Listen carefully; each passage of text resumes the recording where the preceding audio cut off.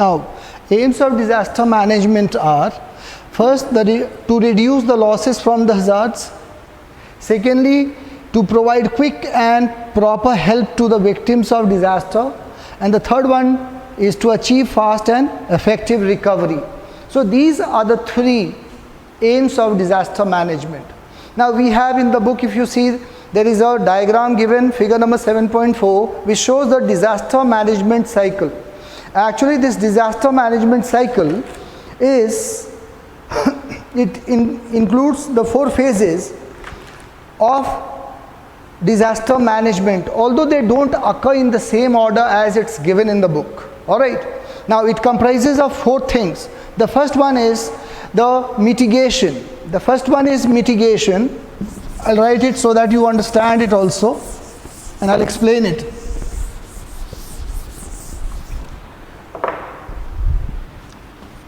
Disaster management cycle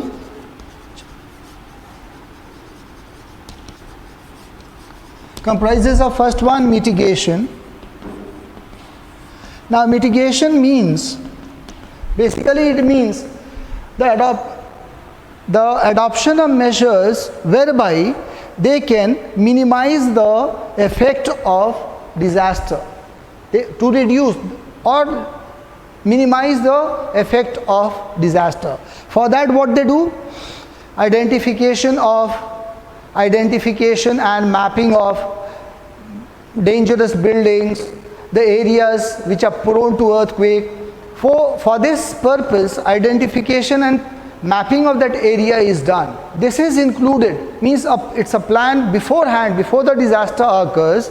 They need to have a warning system, more or less like a warning, that they know that this area, there are certain buildings or there are certain threats, hazards which are present in an area and can cause disaster. That is all involved in mitigation.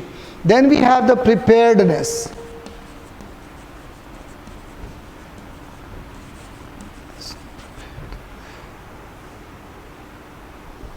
Preparedness. Now preparedness means planning how to respond at the time of disaster. That means suppose the disaster occurs, at that time how we are going to respond to it. Now it basically involves conducting emergency drills, training and creating warning system, so that at time of disaster this can be applied to minimize the losses in that area. The third one is response. Response means it involves search and rescue operations. Now it provides relief and first aid. All this is there in the response.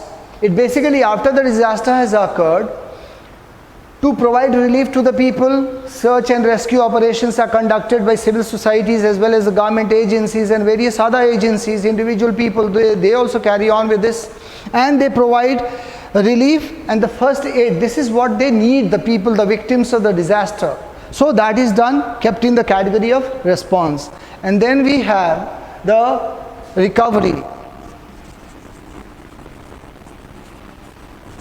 Now recovery means the measures, the steps which are taken by the government and the civil societies to bring back normalcy, means the condition that prevailed before the disaster, to bring back life to that normal condition. That is known as recovery. For this, certain steps are taken by the government by providing temporary houses, providing medical care, and basically at the time of disaster and just after disaster they need food and water supply. So these essential commodities, the needs of the people are fulfilled. So these are the 4 cycles of disaster management, although they don't occur in the same order, but just to understand, I have written it this way. Now, what is the role of the government in our country? In the year 2005, NDMA, National Disaster Management Authority, was formed by Government of India. Alright? Now basically this organization, this body is concerned with providing all these, carrying on with all these disaster management steps.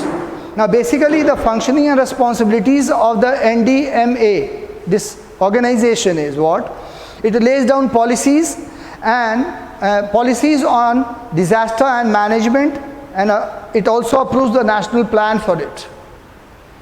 This authority is this body is the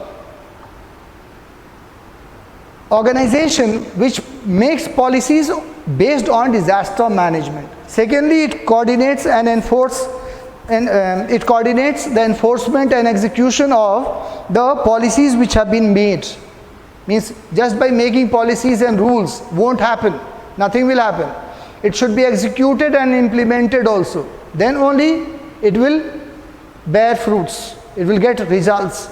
So it should be means it has to coordinate the enforcement and execution of these policies on the ground level. Thirdly, to provide funds for the purpose of mitigation. Like as I told you, mitigation, it is what? Means it involves or means to carry on with measures which are adopted for minimizing the impact of disaster and hazards. For that, all these plannings, mappings, identification, that needs fund. For that they have to generate fund, provide funds, and lay down guidelines for the functioning of the National Institute of Disaster Management.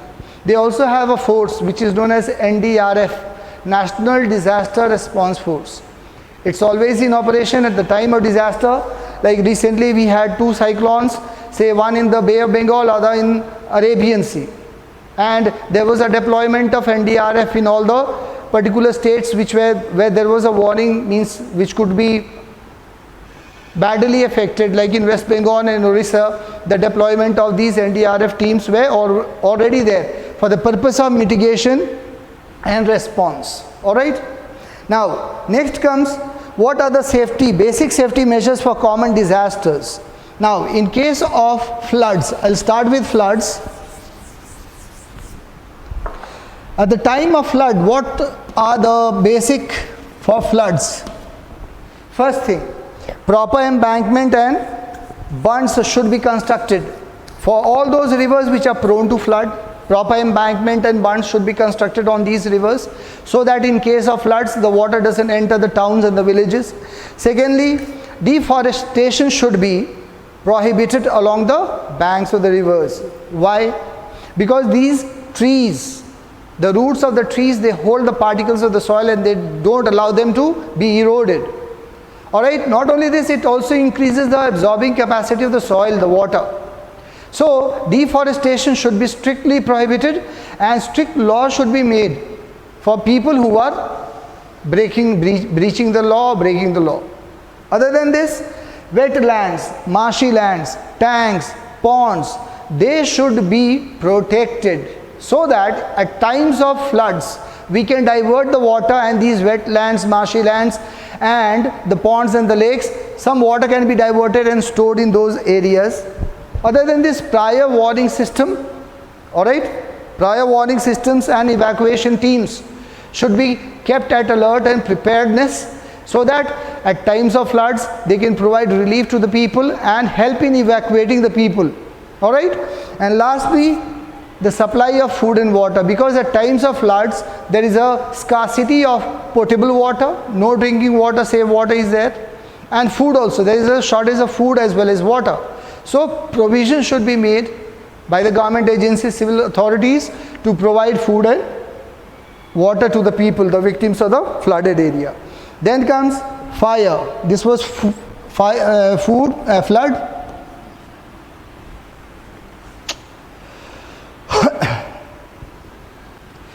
Fire.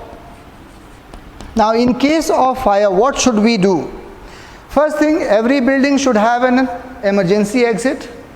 Nowadays, in the modern times, there is a shortage of space. We are living in multi-story buildings, so there should be emergency exits for such odd situations.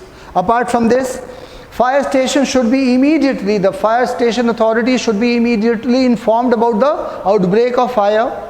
Thirdly, if one is inside the building, he should always stay low down within the building. Because of fire, there will be a lot of smoke and poisonous, harmful gases will be there in the smoke, which will cause suffocation.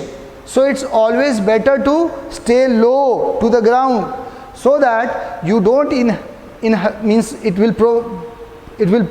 prevent the inhalation of smoke, which can cause suffocation. Not only this, if you keep standing in the smoke, the visibility will be badly reduced because of the smoke. And if one is inside the house and there is a fire, while coming out of a room, make sure that while opening the door, that the danger of fire is not outside. Otherwise, one in a hurry, in a state of panic, may rush out of the door and may find himself trapped in a bigger flames outside. Other than this, if anyone is inside the room, he should always take the help. He should crawl along the walls